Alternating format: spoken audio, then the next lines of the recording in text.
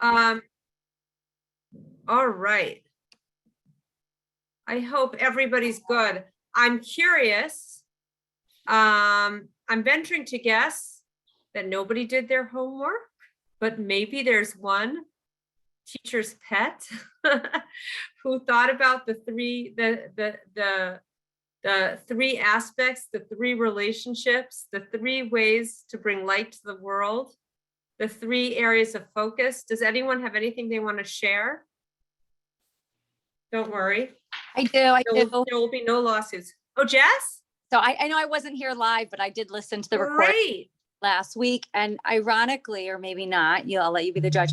Zoe, my daughter, and I went for a walk the other day together. And we were talking, for some reason, the topic of prayer came up. And then I said that's one area that's kind of one area that I need to step up. And so I want to find a book because she said, I saw a rainbow. And she said, Mom, do you know that there is a prayer for when you see a rainbow or any beautiful thing? And then I said, well, and I really like the bathroom prayer. I remember you and I talking about that. Yeah. So I want to find a book of just prayers that like a guidebook for us to follow. Her and I are interested.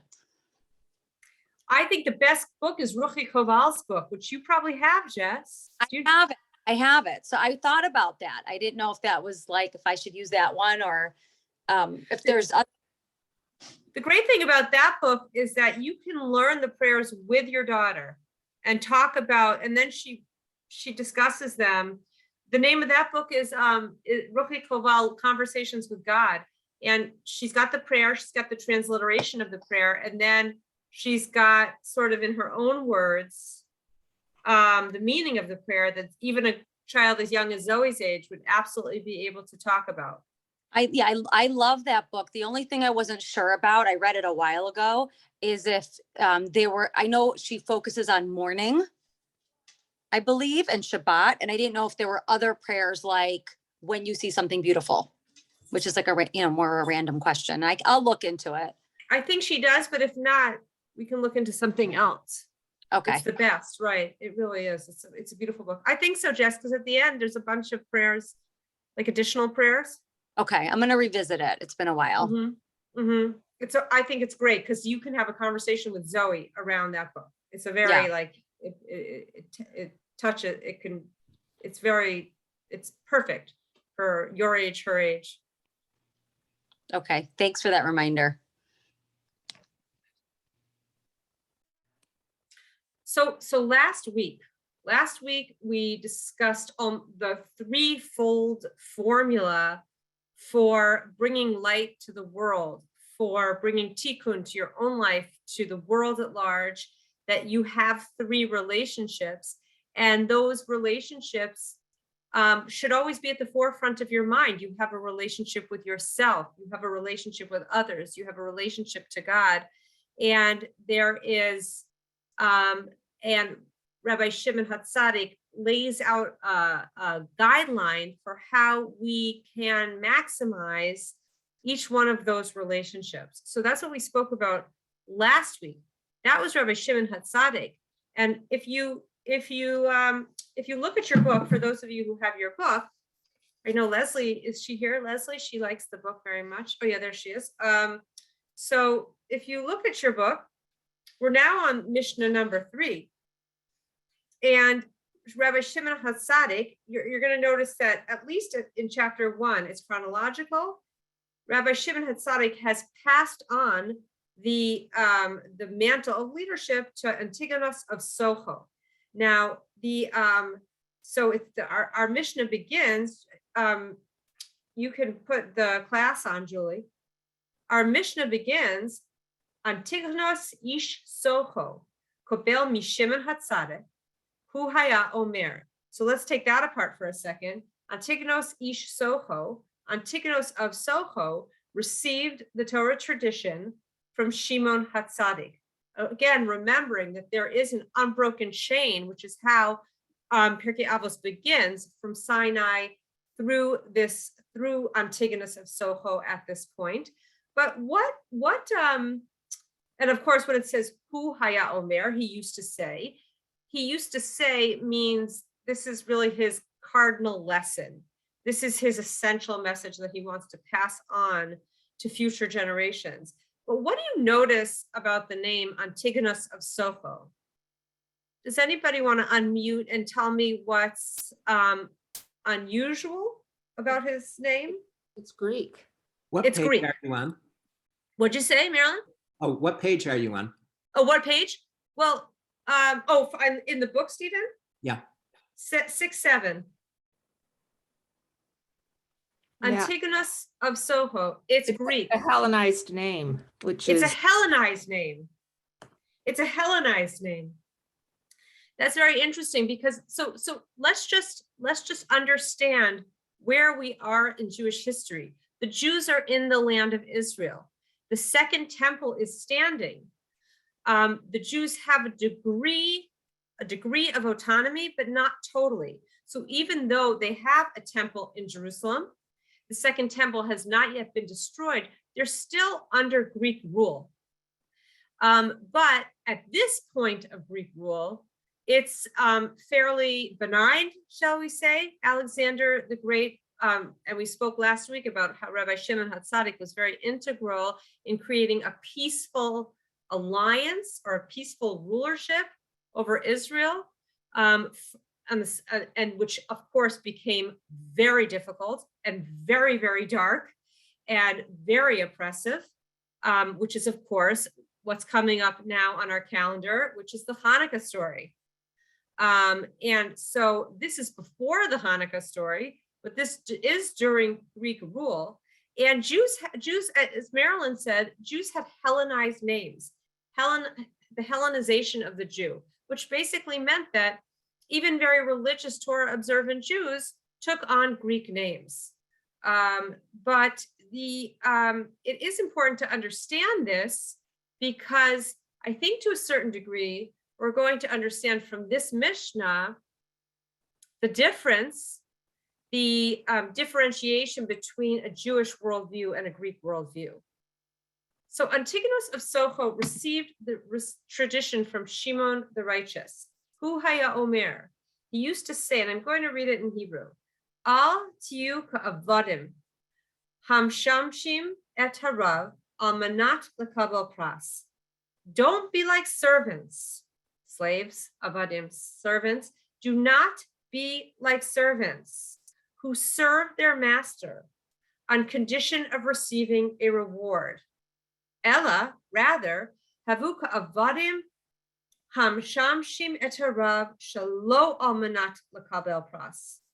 But rather, be like servants who serve their master not on condition of receiving a reward. Vayihi mora shamayim aleichem, and let the fear of heaven be upon you. Now, if you really take this apart in Hebrew, it's written in a funny way. Don't be like servants who serve their master on condition of receiving a reward.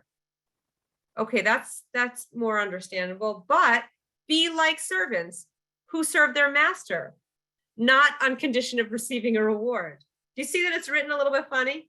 It's written in the double negative. It doesn't tell us how we should serve God. It tells us something on the simplest level.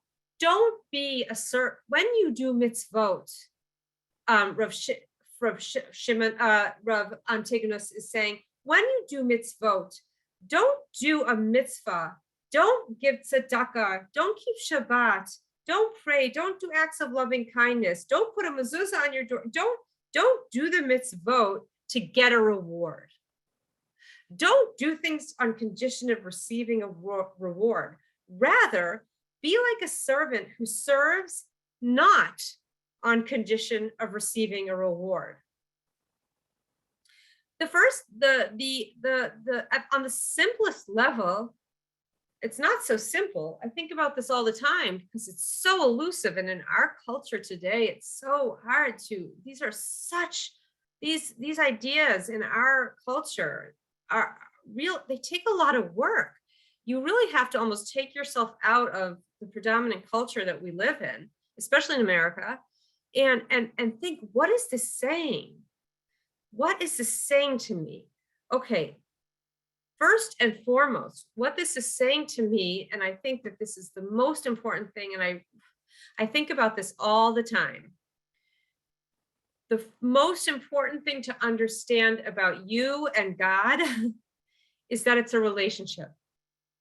Just like any other relationship.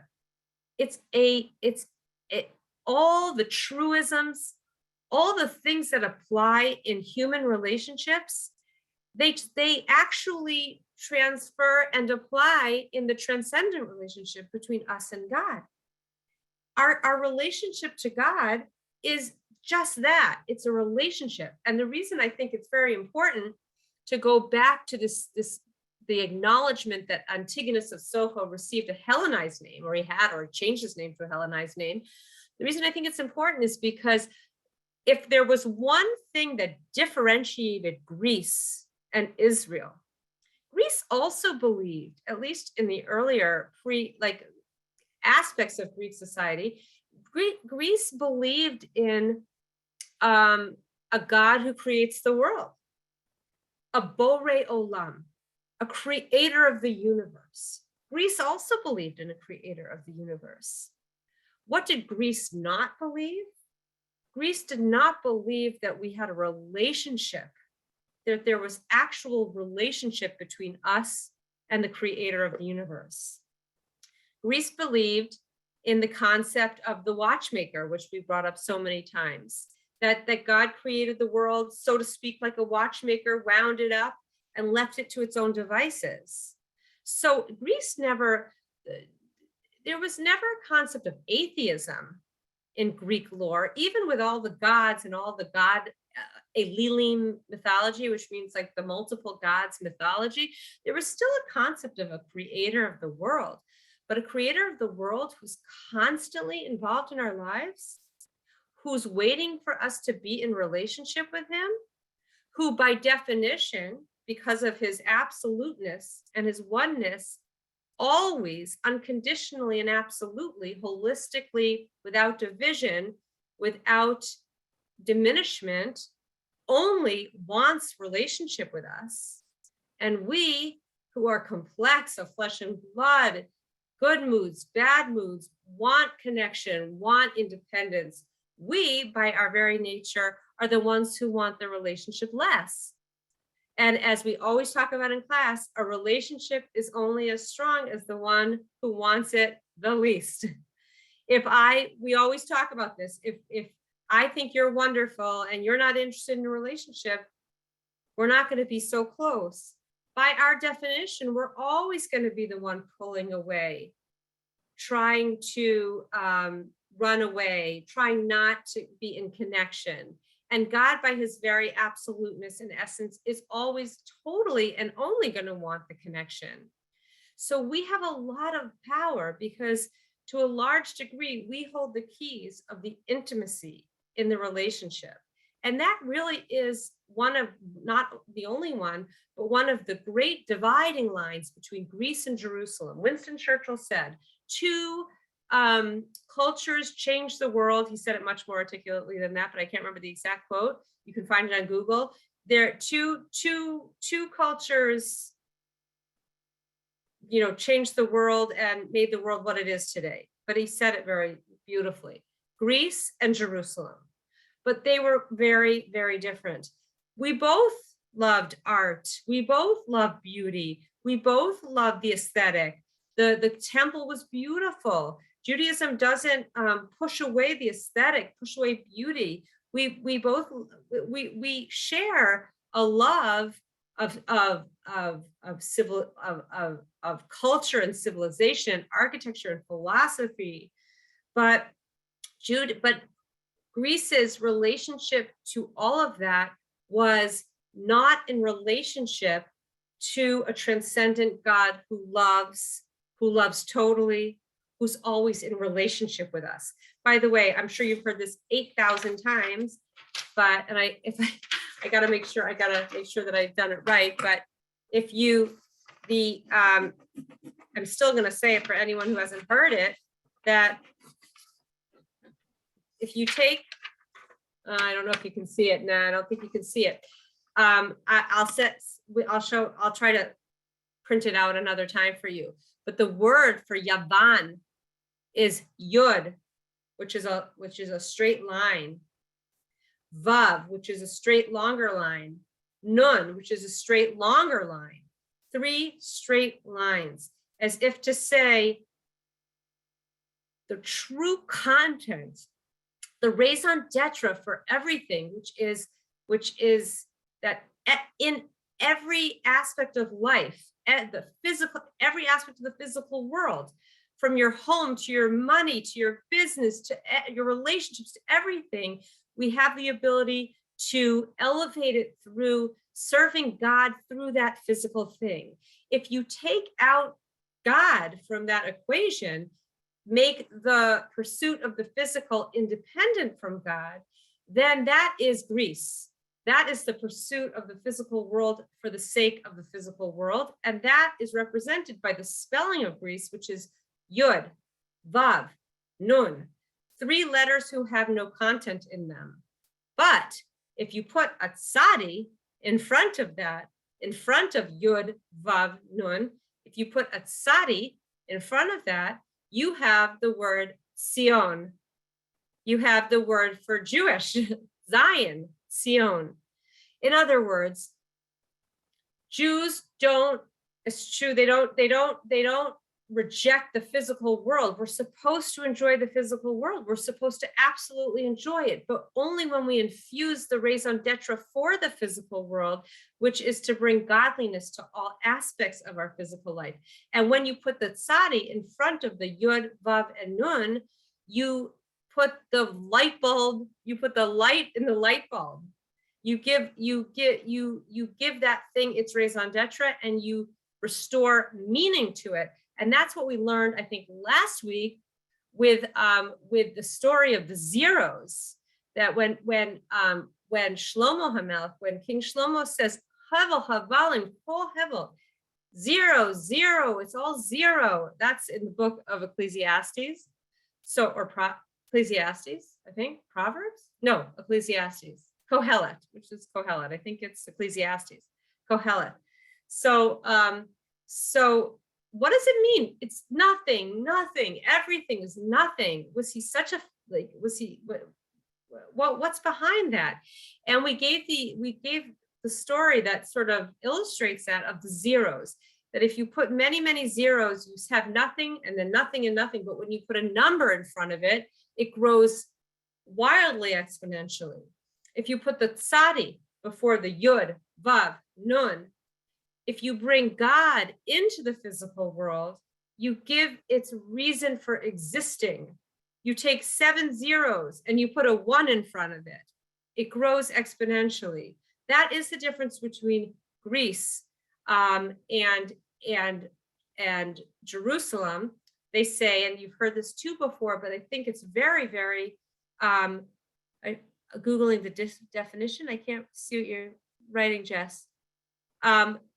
That you've probably heard this before, but I think it's very powerful and it will probably stick with you, which is Greeks worshipped the holiness of beauty, that beauty for its own sake, sculpture, design, architecture, philosophy, sports, athletics, the human body. They worshipped it for its own raison d'etre. Yeah. They worshipped it for its own sake.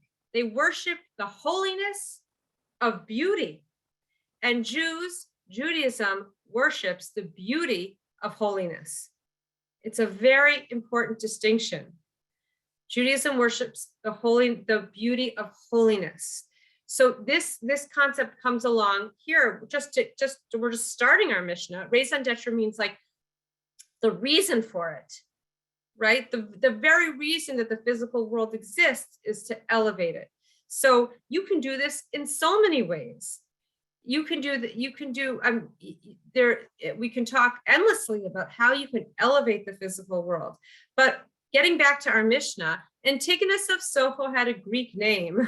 And that's where we went on this tangent a little bit. Why? Because he lived in the time during the Second Temple, when Greece, when they only had quasi-independence and they were part of the Greek Empire.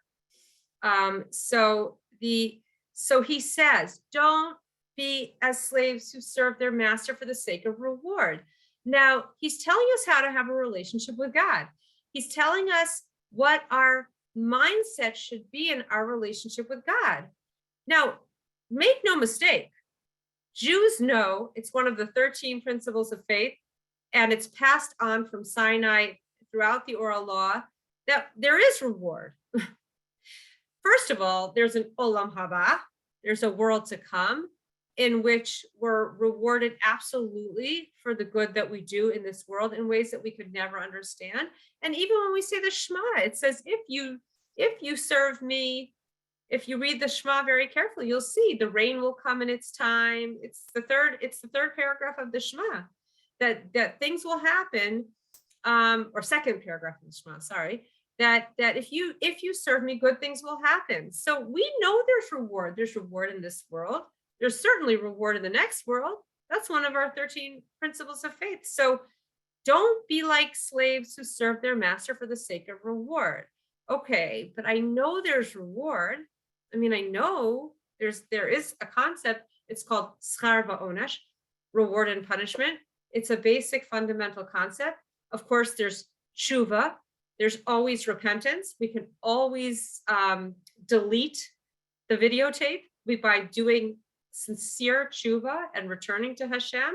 But there's absolutely reward. In fact, I think in this book they talk about the misinterpretation of. He had two students. One is Botius, who most people don't know about, but Sadok is, of course, was the father of the Sadducees. So wait, of the no, not the Sadducees. Well, I have to look. It's in the book. Someone can look in the book and tell me if it's the Sadducees that Sadok was. He had two students. Yeah, Marilyn, look. Sorry, I have a bug. I'm going to try to kill it. Yeah, okay. So what was the misinterpretation of his two students? They looked at his Mishna, supposedly, tradition has it, and they said, oh, there's no reward. There's no reward in this world or the next. And they started their own religions. Do you see where it is, Marilyn? Okay, well, if you see, you'll tell us. I think it was the Sadducees that Sadok started. So no, it's not at all that he's saying that there's no reward. There's absolutely a reward. But why do we do mitzvahs? Why do we do it? Do we do it to what? Yeah, Marilyn, unmute yourself. Do you see it?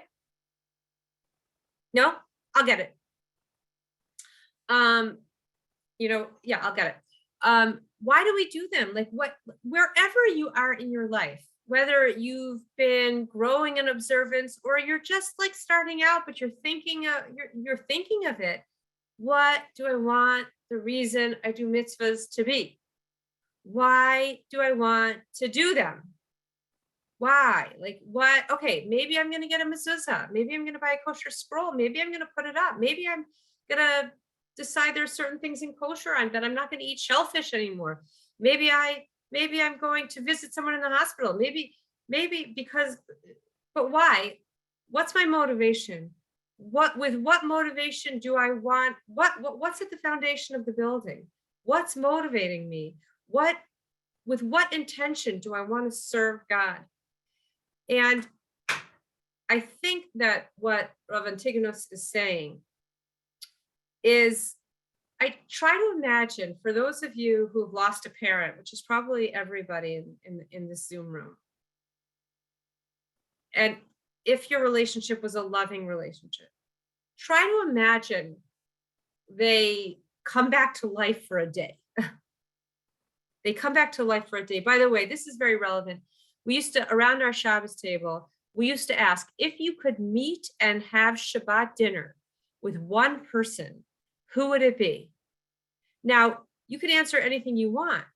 You could answer Moses, Abraham Lincoln, Abraham, Einstein, Martin Luther King, anybody. You could answer anybody. Well, what's quite remarkable is that the vast majority of people say that if they could have Shabbat with anyone, they would have it with their parents. They would have it with their parents, which is so amazing and reminds you, if you are blessed to still have parents, like, wow, wow, they'd rather have Shabbat dinner with their mom than with Moses, Abraham Lincoln. Wow. But the reason I'm bringing it up is try to envision that your mother comes back and she asks you to get her a cup of tea. And she asks you for some food. And she's hungry and she's thirsty and she asks it of you. You would do anything, but not for a reward. You would do anything if you had a good relationship, because your love is so overwhelming that if you want this, there's no greater joy, Mom, than to fulfill the request that you're making of me.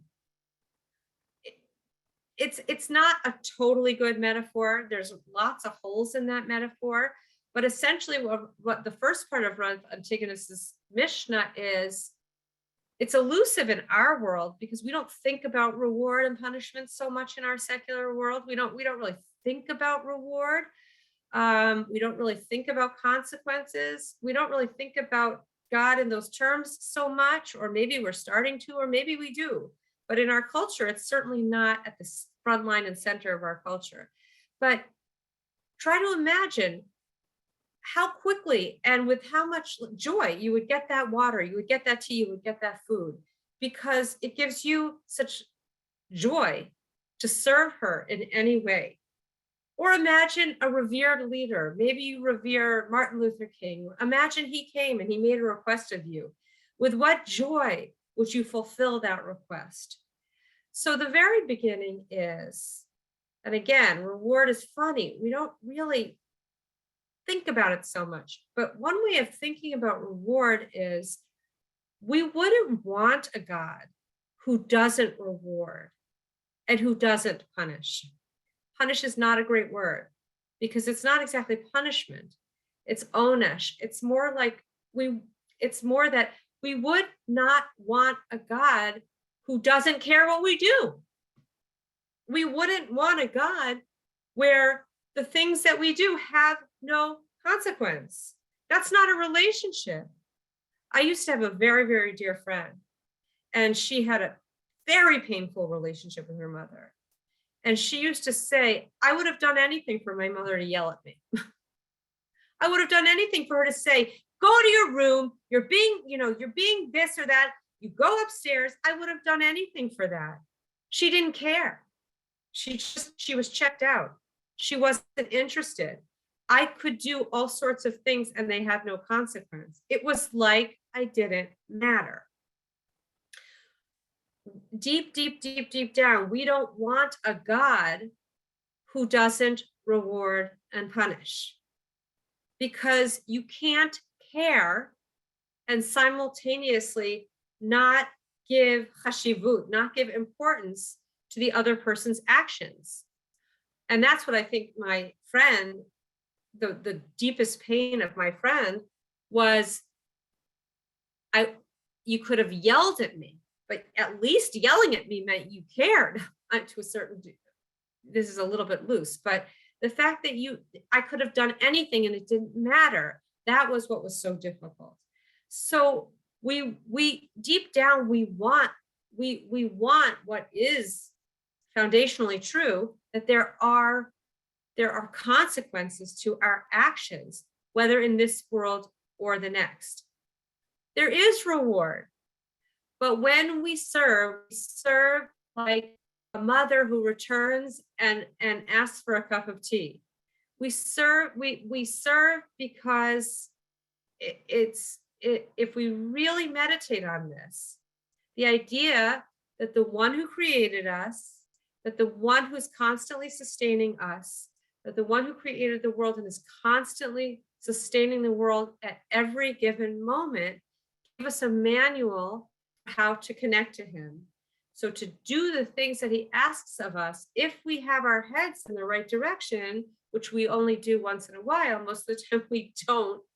But if we can really meditate on this, which so much of the time I don't, but when I do, I really get it, or I try to get it, which is, it is such a privilege to bring you a cup of proverbial tea, right?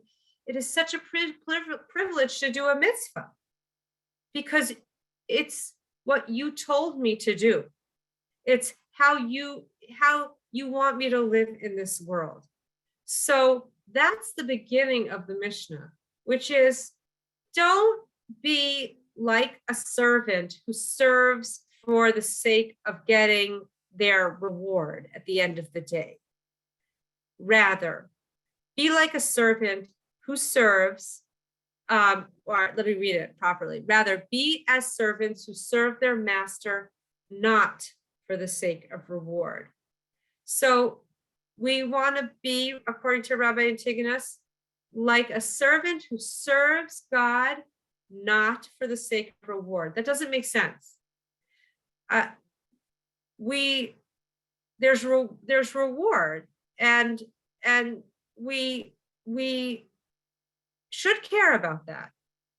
But what Rav Antigonus here is saying is something deeper should be at the core of what motivates you to put that mezuzah up, to eat something or not eat something, or to say a blessing before you eat. Or when Jessica said, you know, when I see a rainbow, I want to say the proper blessing. I actually want to say the proper blessing. At that moment, it's like, you gave me a way to honor this moment. You gave me the words. Our Torah gives me the words. I'm in my growing acknowledgement of you and in my growing love for you. I really want to say the words you want me to say. So this is really the main, or one of the main points of what he's saying. Don't serve for your master for the sake of reward. Do it for the sake, there is reward in identifying an offer. What do you mean, Phyllis? Well, you're muted. Sometimes things come up or somebody might give you an opportunity to do a mitzvah. They're not even knowing they do it. Let's say they ask you for that cup of tea, and you say, you know what? That's an opportunity to do something kind for someone. So that's a very simplistic example, but there are opportunities that come up that present themselves that could pass you right by. But if you even cognitively have an idea that, you know what, if I do this, it's going to bring me closer to God. It's going to enhance, it's going to elevate that physical world. To look at things as opportunities. And the more you see that, you know, it's great. Beautiful. Beautiful. And so true. And if we really, if you really have your eye on what Phyllis is saying, you're going to see it all the time. You're being given opportunities to put the tzadi in front of the yud, vav, and nun all the time, to put the one in front of the zeros, to put the raison d'etre into our world, so countless times throughout the day. So this is the beginning of what Rav Antigonus is saying. I'm gonna skip this right now. Julie, go down to the bottom of the page. You can read that later. I think it's important to just give you like a little insight into the psychology of the sages who were constantly conscious, and we actually say this in the Birkat HaMazon, that we ask for good things, but in this world, but not that the reward in this world should subtract from our eternal reward. The reason I'm bringing this up is because eternal reward is so indescribably, eternally magnificent that we don't want our reward necessarily in this world. There's an incredible story here of Rav Chanina ben Dosa, who was extremely poor, and his wife said, how much longer can we go on suffering? And Sage could only say, what can we do? And she said, please pray to a compassionate heaven that you should be given some part of the good reward that's hidden away for the righteous in the hereafter. She was essentially saying, Rabbi Chanina, pray to God that some of our reward in the next world should be given to us in this world. Take a little chunk of it from the next world into this world. So he offered up his prayer, and a kind of hand appeared and gave him one leg of a golden table. That night in a dream, he saw every sage in paradise dining at a three-legged golden table, while his wife and he, Julie, go down to the next page.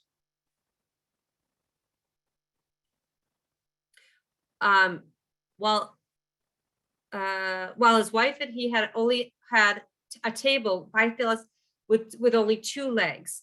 In the morning, he related this to her and asked, will you be content that every sage will have a three-legged table, and we will have to dine at a table with a leg missing? This time she asked, what can we do? He prayed, and the golden table was withdrawn. Now, this is a very mysterious piece of Talmud, but what it's pointing to here is that there is no rate of exchange. That we're meant to serve God out of such a love and reverence. Like, you created me, you love me, you're sustaining me, you're with me, you're rooting for me, you gave me a manual. And the more I wake up to your love for me, the more I just want to do it. But I know there's a reward. Well, the sages lived with that very clearly. They didn't want the reward in this world. They didn't want anything to subtract from their reward in the world to come. That's very lofty. But for us, how can we translate that? We do need to wake up to the reality that there is reward in this world and in the next world. We have to wake up to that. It's really important. It's very, very dismissed and antithetical almost to our secular culture. But the idea that a good God, by definition, rewards and punishes, just like in flesh and blood form, a good parent disciplines and rewards. If they retract that behavior and let the child do whatever they want, it's a sign of removal in the relationship. Caring means being actively involved. So we know there's reward, and we live with that concept. We also live with the opposite, that what we do matters for the good and for the not good. And everything is recorded, as we say in Rosh Hashanah. It doesn't just go away, but we do it out of love. Now, the second part of the Mishnah cannot be overlooked, where it says, Vayihi mora shamayim aleichem, and let the fear of heaven be upon you. Why does Rav Antigonus say this? Until now, we're really talking about serving God out of love, just like we would do anything for our mother to come back, anything, so that we could, if she asked us for something, we would run, because if the relationship was healthy, she did so much for us. There's nothing we would rather do. That's why every single person, when they come for Shabbat, they don't say Abraham Lincoln. They don't say Abraham. They don't say Moses. They say, I would just do anything to be with my parents. So it's a relationship, just like a parent-child relationship. So that's how we would feel if mom asked us for something. That's how we want to serve Hashem, which is, I out of my love, I want to do your will. However, that's love. There are two sides to one coin. You can't have one only. And this is really important. Love helps us do the right thing.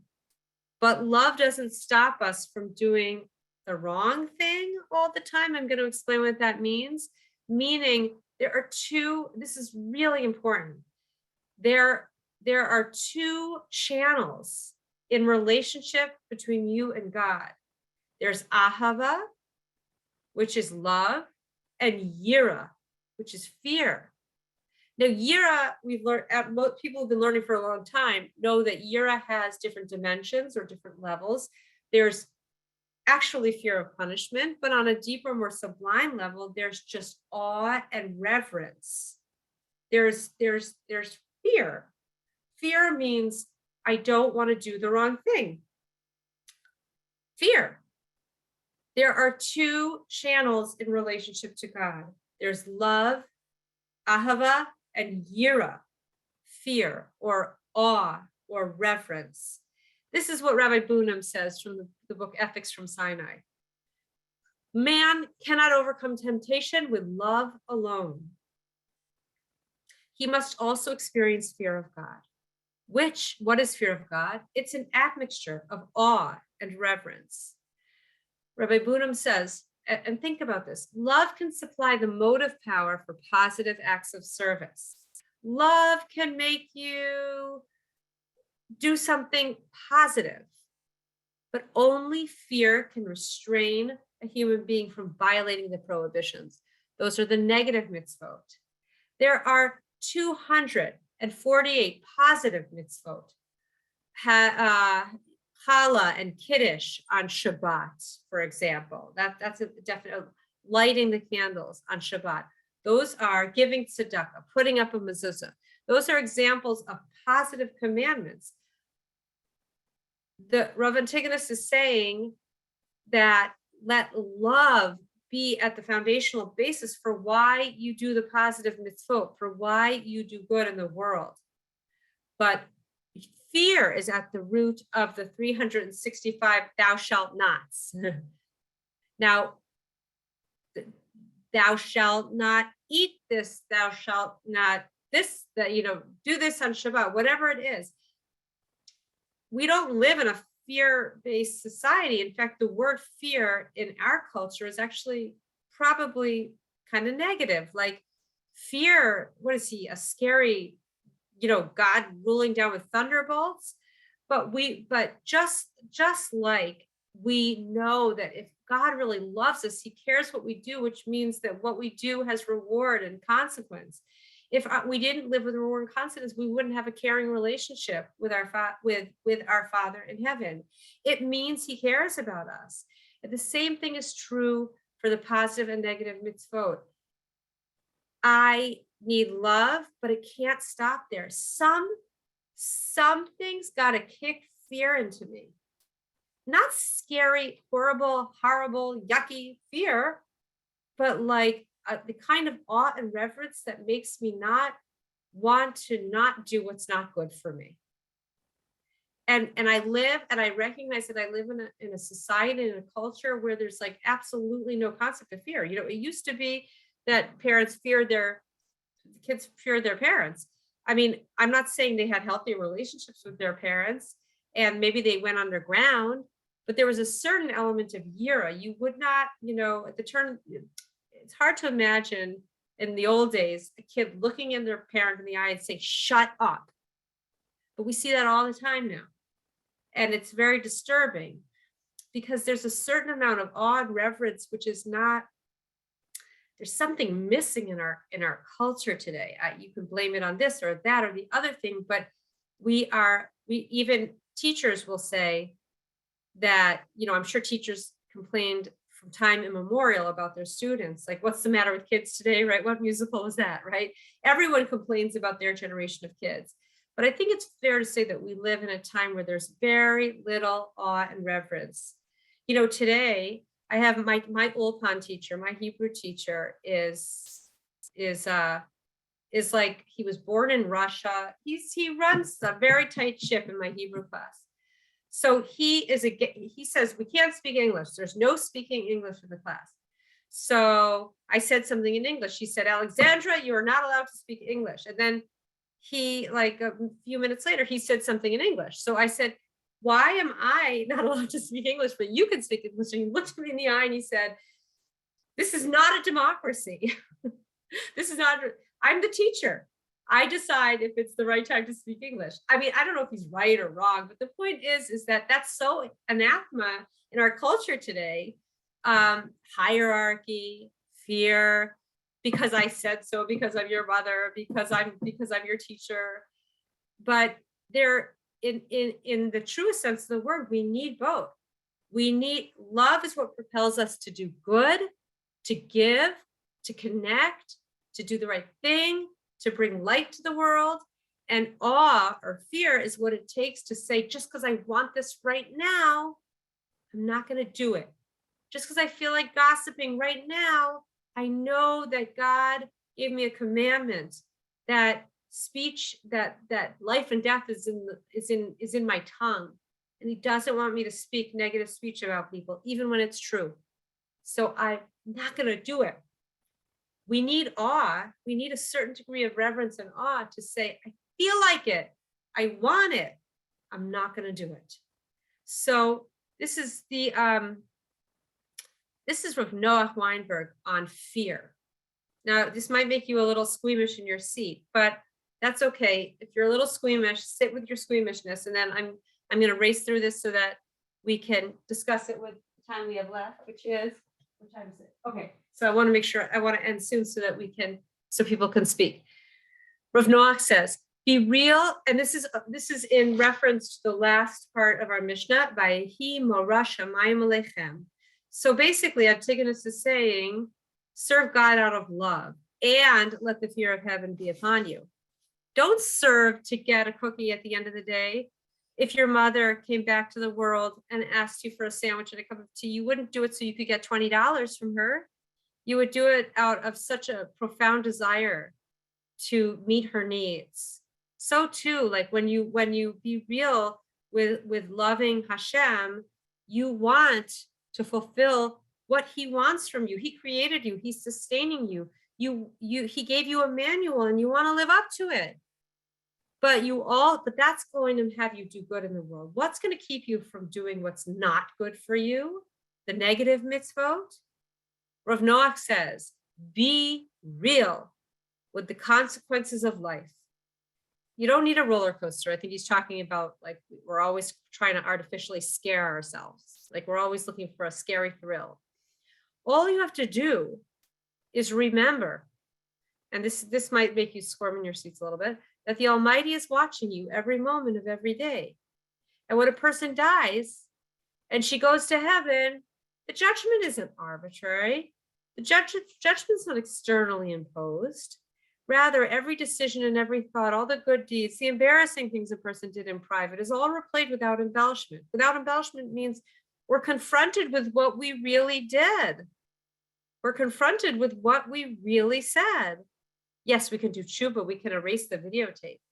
But our deeds are going to be showed to us without embellishment, in a totally, absolutely just way. That's why the next world is called Olam HaEmet, the world of truth, because there we clearly see our strengths, our shortcomings. We see the true purpose of life. Carry that fear with you always, Rav Noach says, and use it. Use it as a positive motivator for greatness. In other words, try to, again, yira is a rare commodity in our culture. Nobody thinks about yira. Nobody talks about it. Only Christian evangelists talk about it. Who talks about fearing God? Nobody talks about fearing God, right? But it's not only very Jewish. It's 50% of our relationship to God. Love, fear, we need them both. Carry with you the fear, the healthy fear, the awe, the reverence that what you do matters absolutely to God, and God's with you all the time. And when you die, you're going to confront who you were totally in this world, and use that. Don't use it to be neurotic or fearful or depressed, but use it as a positive motivator for greatness. It's a constant struggle to live this way. Every fiber of your being wants to think that you're totally independent from a transcendent source that cares what you do. Everybody wants to be independent from God. and be the arbiter of their own behavior. So it's a struggle, but the reward is eternal. So we're going to end with Rabbi Rosenthal's last point about our Mishnah. Here's the dilemma of our Mishnah. I have to know God rewards. It's a basic tenet of Jewish faith that there's reward, but I can't serve him on account of this. Thus, Antigonus gave us no positive reason for serving God. I have a relationship with him. I'm not serving him for my agenda at all, but simply because it's what the God I love wants. We must live that impossible paradigm of knowing that God cares and rewards, yet almost ignoring it all the same. And this is no small feat. Relationships are probably the most difficult and meaningful form of social interaction we have on this earth. Our relationship with God is not and should not be any less demanding.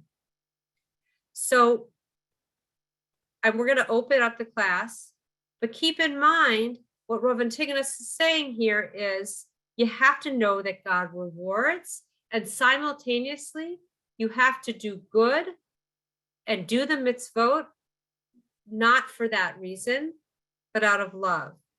But you also have to remember that love is not the only motivator. It's not the only channel of relationship. There's also yira, which is just as important. To simplify, by Marilyn, to simplify, love gets us to do good. Fear gets us to not do negative. And they're both very important. So my request to all of us is, what's one way I can build love? And even heart for God, and even harder, I think, what's one way I can build some fear of God? Especially, that's hard, especially because our culture is so non-fear oriented. So non-fear oriented.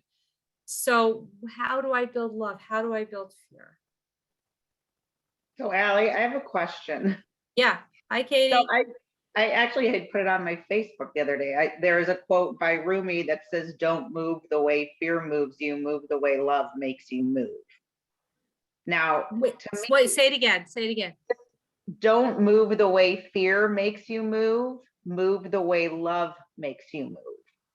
Because to me, and I'm struggling with this a little bit, if you're acting out of fear, like if you're afraid, you're trying to protect yourself, right? Like fight or flight, right? Like I'm trying to do the right thing. If you're acting out of love, it's genuine. It's coming from your heart. And even if it's, we all make mistakes and we do wrong things that God wouldn't approve of, or it's not a godly thing, but that's why we try to do better. We say, okay, that wasn't the right thing. I gossiped, I spread a rumor. That was bad. Tomorrow, I'm not going to do that. Why do we have to be motivated by fear? Why can't we just be to me, being motivated by love is like the true essence. If you're doing something out of love, you truly mean it, as opposed to doing something because you're fearful you're going to upset God, or you're fearful you're going to do the wrong thing. Why can't it just be love? Right.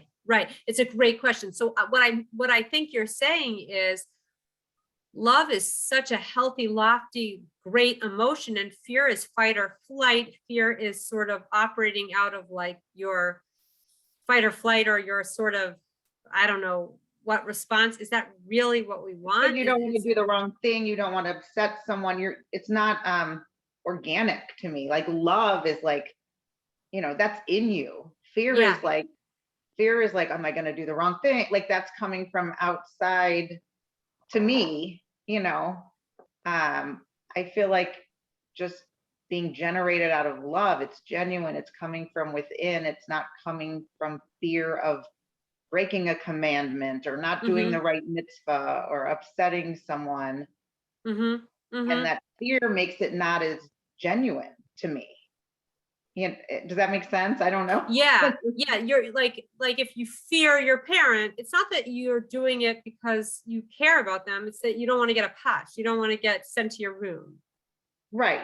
Like when you want someone to say they love you on their own. You don't want to have to say to someone, I need you to tell me you love me or I'm going to leave you. Do you know what I'm saying? It's more like, Yeah. it has to be organic. It has to be from within. So let's open it to the group. So I think everyone understands, Katie, probably everyone, I bet a lot of people are like, yeah, why is fear? What is fear? What is it? And why is it the second part of the relationship with God, which the Torah tells us we need? Why?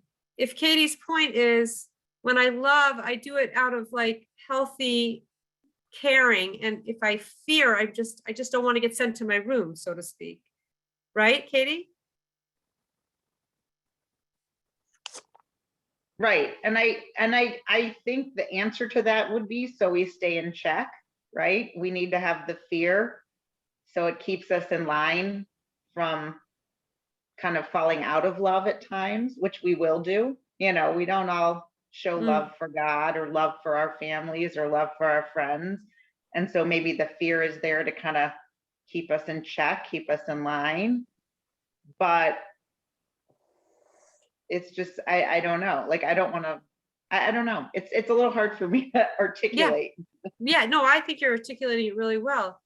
Does anyone have thoughts about fear and why maybe we're projecting our own definition on it, but it might mean something very different from maybe what we're culturally assuming fear to be? Or maybe you have something else to say about why fear. I'm wondering, I actually agree with what Katie is saying. I'm wondering if maybe the sages all the way back then, thousands of years ago, were just taking a pragmatic approach. I think they realized that, you know, love is not enough, right? They look at human behavior, they see how we act. And they know that without fear, without restriction, without deterrence, there's certain things that we're going to do, there's certain lines that we're going to cross. Maybe they're just taking a practical approach to human nature. Stephen, can you apply that to a human can we apply love and hold on, Stephen, just hold on a minute. Sometimes we define terms non-Judaically, like let's just understand the word for fear. When we read the Mishna tells us, Vayihi mora shemayim aleichem. So mora means the fear of heaven. It actually is connected to the word morat, or yira is connected to the word ria, which is seeing. So a way to understand fear is not just like, I'm gonna get a lightning bolt that's gonna, you know, I'm gonna get zapped, and therefore I'm not gonna eat shrimp because I'm gonna get zapped.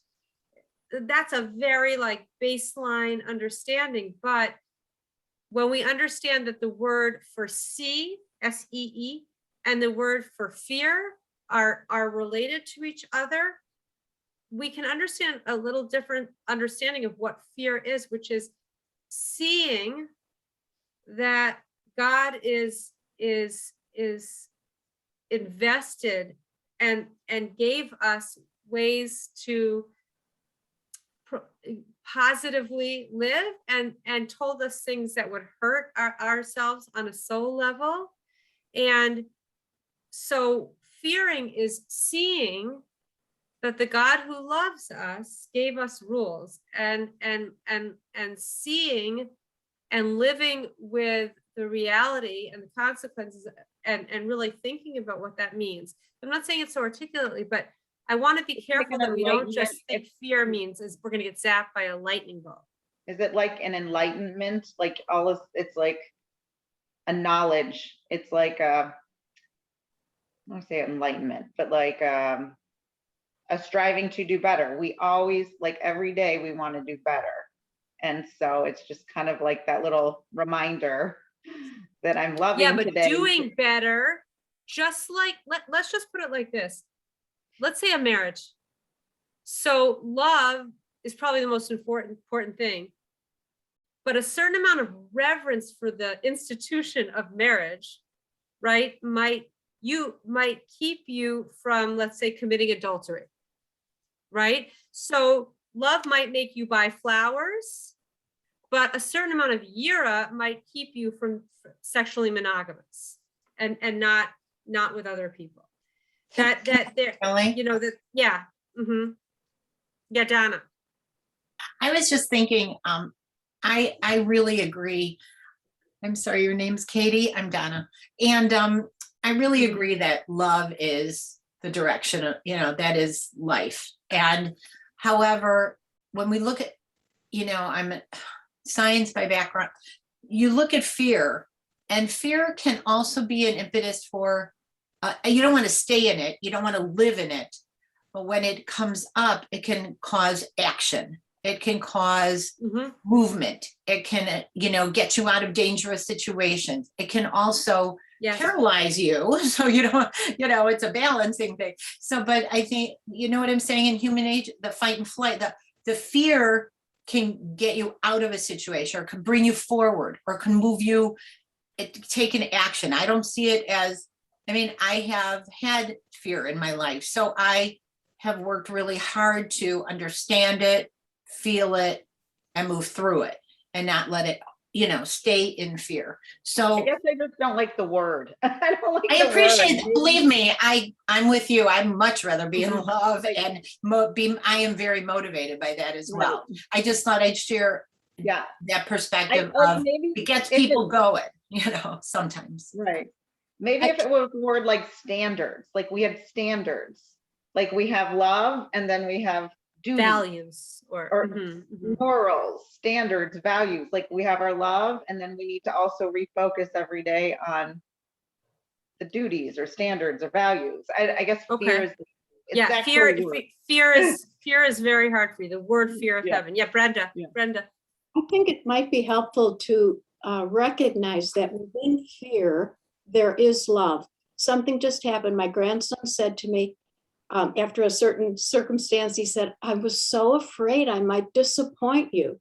So he used the word afraid, but it's because he loved me and wanted to be loved by me that he was afraid he might have disappointed me. So that works together, I think that that's what fear really is. It's that awe and deep love that you just don't want to disappoint God. And so that it might be helpful to think that way. Okay, Brenda, you're shifting Katie's fear, fight, flight, I'm going to get zapped, fear, to I love you so much, I'm afraid of disappointing you. Bye, Gail. I didn't hear from you. We'll talk to you soon. That's powerful. Yeah. Allie, can I jump in real quick? Hi, Jess. Hi. I think that instead of maybe focusing on the word fear, what comes to mind for me is that while love might propel us to do good, if we're not feeling that love, that fear, how can I say this? The word fear takes if we're not feeling it, we might still do the right thing. Oh. So I think it takes that's important. You're saying something really important. Yeah, we don't always feel the love. And so even if we don't feel it, then the fear or the thou shall nots still kind of propel us to do the right thing, even when we're not feeling it. Because if we always depend on how we feel, then very important. We're all over the place. Very important. Very important. If I rely on love only in my service to the Almighty, or in my most important relationships, then when I don't feel the love, or when I'm not feeling loved or feeling loving, or I'm not in the mood or whatever, right? Then what else is going to keep me I don't want to say like Katie, you said, keep you in check, not in check, but what's going to keep me living my highest, best life if I'm not feeling the love? Jess, I think that's extremely important. It's like if you don't have the safety valve, right, It's like my, I don't know, in Israel, my car, like I never put on the emergency brake in America, but here you put the emergency brake on. It's like a safety valve, it's a safety valve. So that's just super important. So this is a very important point. So Brenda's point is, I love you so much, I'm afraid to hurt you. Jess is, and love is an emotion. So what if I don't feel it? Something else has to be there so that I stay connected to what's good and right in life, right? And so it's consistent. It's something to fall back on. You said it much better than I did. No, you said it great. It's an extremely important point. I also, So Stephen, you were saying something before. I apologize to you. Oh, Go no. on with what you were saying. No, I think you raised a very interesting point, because I think that when we use a word, fear, which may have had a very, very different meaning, all the way back then. And you were saying that there was a relationship between fear and the word to see. Is that what you're saying? Which I think brings me back probably to what you said about your friend, who was very, very hurt by the fact that her mother never really seemed to react. She didn't show love, but she didn't show disapproval either. So her feeling was that her mother didn't care. And I actually remember having a very similar feeling. I remember one day I was in high school, I was leaving, I was going out to spend the evening with my friends, and my mother said to me, "You can't go, or you have to be home by a certain time." And my reaction was, well, who are you to tell me what I can do? Because she never did. I wasn't accustomed to having that level for her expressing that level of care. So yeah. I guess I can really easily understand how the love, and I don't know if fear is the right word, but I guess the not expecting the reward. What were you saying? You were saying reward, and what was the opposite of reward? Well, schar ba'onish, reward and punishment. But punishment, I don't like the word punishment either. No, but I'm just saying that I understand the balance between the two, and I'm not exactly sure what the right words are to use. But we don't show care for somebody through unconditional love only. We also need to show. Right. We also need to show the other. I don't know if it's restraint or if it's discipline. Maybe discipline is a good word. Yeah, the discipline is a good word. Yeah. Let's move from, God, your relationship with God is a relationship, like a human relationship, different, but very similar. Think about your most important, let's take it away from God for a minute. Think about your most important relationships. Think about your most important relationship. Where does fear as an awe, reverence, restraint, Jessica's safety valve, Stephen's discipline, where does a sense of something besides love, something like I can't do this, this is the line. This is the line, and because I have reverence, I revere the line. Where do you see this in a human relationship? But I think rather than looking at it from my point of view, it's kind of like looking at it from the other point of view. It's kind of like, you show me that you care for me by demonstrating both love and discipline, restraint, awe, whatever is on the other side of that. That's a complete experience. Yeah. That's a complete experience. Say that again, just one more time. Sorry. I want to make sure I understand. You're showing me that you care for me through your love, through your demonstration of love, but also through the limits you may draw or the discipline that you may impose, or I'm not, like I said, I'm struggling for the words, but I think, as you said before, there's two sides to every coin. And I think there's a delicate balance over here. And we need that balance to know that we're in relationship with somebody else who cares about us. Right. That I think like, as we head to the end of the class, That's a good summary. It's not a coincidence that Rev Antigonus, he's giving us the two aspects of relationship that exist even in a human relationship, as the giver. And I think what you're saying, Stephen, is I feel truly loved when you love me with love, and also reverence for boundary, and a sense of safety that comes with, like, I can trust you to honor certain boundaries, certain, and have almost reverence for those boundaries, that they're not there to punish me, but they're there so that we can love each other in a truly loving way. I think even more importantly, you care enough to set those boundaries. Right. That's right. So Katie's having, I think, like a negative reaction to a fight or flight, lightning bolt sort of fear, which, by the way, I'm not making, it's really, I've told people in this class, but I think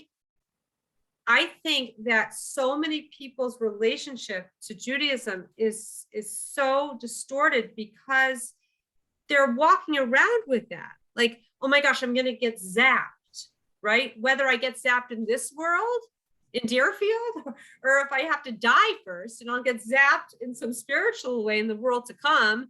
Like, I don't want to live with that neurosis, with that negativity, with that fight or flight. So Katie's got a point. And I think, to Katie's point, many people left Judaism or have a negative relationship with their Judaism because of that definition of fear. So now we're talking about how to redefine fear, but also to not change it to suit our needs. Fear really does mean, to Rav Noach Weinberg's point at the end of the sheet, what I do totally matters. And the things I do have total consequences. And you love me and you want what's best for me. And I can always say, I'm sorry, and do tshuva. But that I cannot live with the cognitive dissonance and fool myself and shut the wool over, whatever this phrase is, and pretend you don't see.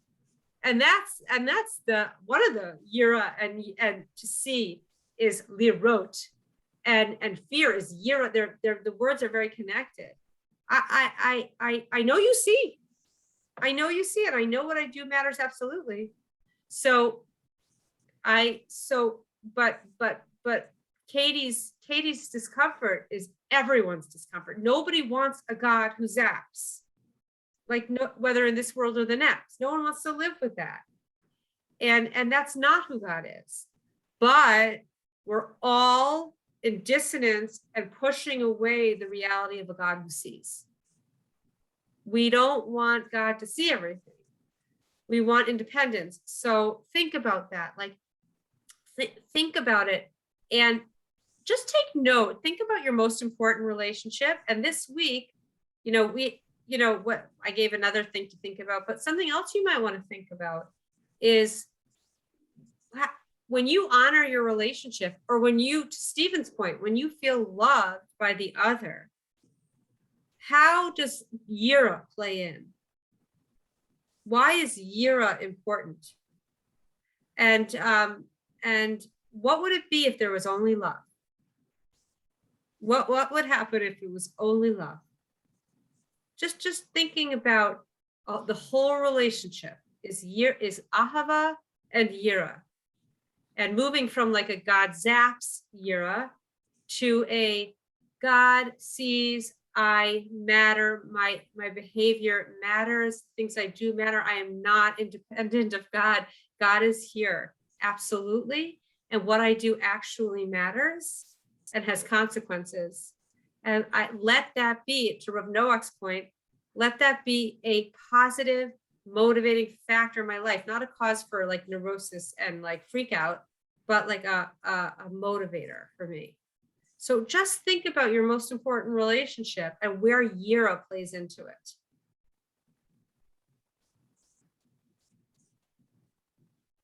All right, everybody. I'm going to see everybody very soon.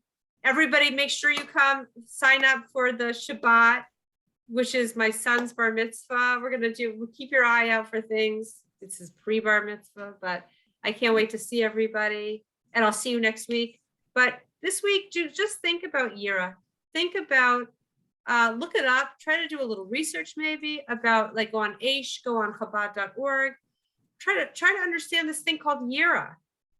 Like, try to get it a little bit more on.